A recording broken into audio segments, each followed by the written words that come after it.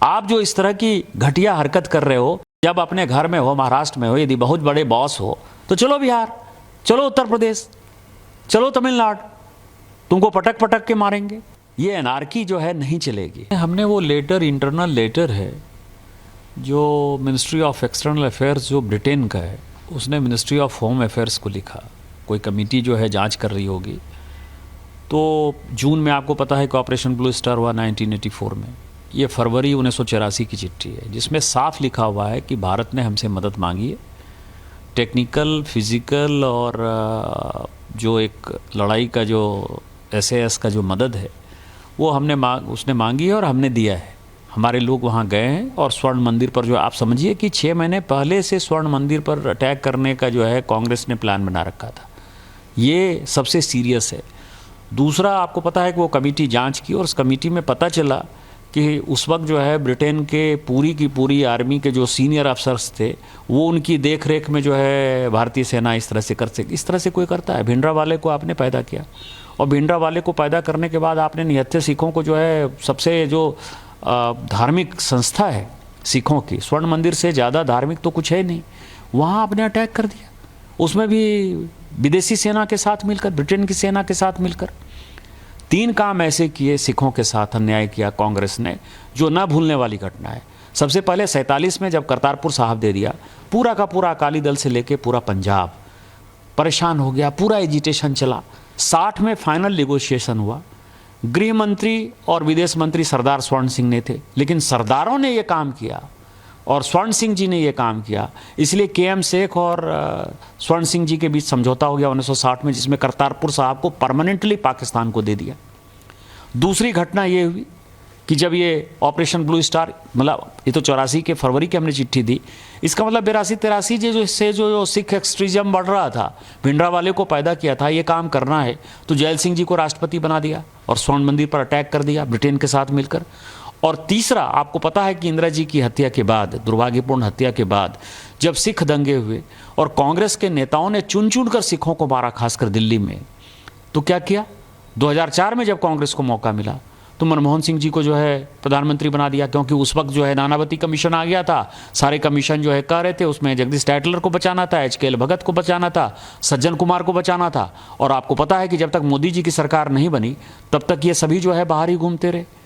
तो ये जो 3 है, सरदार स्वर्ण सिंह, जैल सिंह जी और मनमोहन सिंह जी, इन तीनों का जो है केवल सिखों को एक कठपुतली के तौर पर कांग्रेस, गांधी, नेहरू परिवार ने जो है उपयोग किया।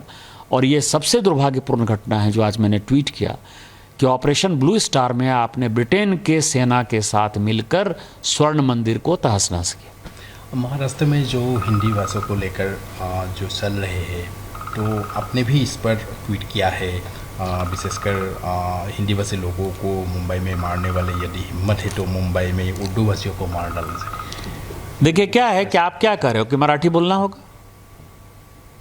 आप किसकी रोटी खा रहे हो? वहाँ टाटा है, बिरला है, रिलायंस है, कोई महाराष्ट्र में यूनिट नहीं है। सब टैक्स पेयर जो है, टाटा यदि बिहार झारखंड नहीं होता, उस वक्त बिहार नहीं होता, टाटा ने तो पहली फैक्ट्री वहीं बनाई। हमारे पैसे पर पल रहे हो तुम। कौन सा टैक्स देते हो? कौन सी इंडस्ट्री है तुम्हारे पास? माइंस हमारे पास है, झारखंड के पास है, छत्तीसगढ़ के पास है, मध्य प्रदेश के पास है, उड़ीसा के पास है। आपके पास कौन सी माइंस है? रिफाइनरी यदि रिलायंस ने बैठाई है, SR ने रिफाइनरी बैठाई, तो वो गुजरात में रिफाइनरी बैठाई है। सारी इंडस्ट्री जो है, सेमीकंडक्टर की भी इंडस्ट्री है तो गुजरात में आ रही है। आप जो है लाटसाही कर रहे हो और ऊपर से जो है आप हमारा दोहन करके, शोषण करके टैक्स पेयर करते हो। और यदि आप में ज़्यादा हिम्मत है तो आप हिंदी भाषी को मारते हो तो उर्दू भाषी को भी मारो, तमिलियन को भी मारो, आप जो है तेलुगु वाले को भी मारो। आप जो इस तरह की घटिया हरकत कर रहे हो, और मैंने हमेशा कहा है कि जब अपने घर में हो, महाराष्ट्र में हो, यदि बहुत बड़े बॉस हो तो चलो बिहार, चलो उत्तर प्रदेश, चलो तमिलनाडु, तुमको पटक पटक के मारेंगे। ये एनार्की जो है नहीं चलेगी। हम मराठी का सम्मान करते हैं, मराठी एक आदरणीय भाषा है और हम छत्रपति साहू जी महाराज, छत्रपति शिवाजी महाराज, पेशवा, सबका जो है तात्या टोपे से लेके सभी का हम सम्मान करते हैं। उन सबों ने, तिलक हों चाहे लाजपत राय हों, सभी ने जो है आज़ादी के आंदोलन में, गोपाल कृष्ण गोखले हों, सबसे बड़ा योगदान दिया है। हम तो सभी मराठी स्वतंत्रता सेनानियों का सम्मान करते हैं।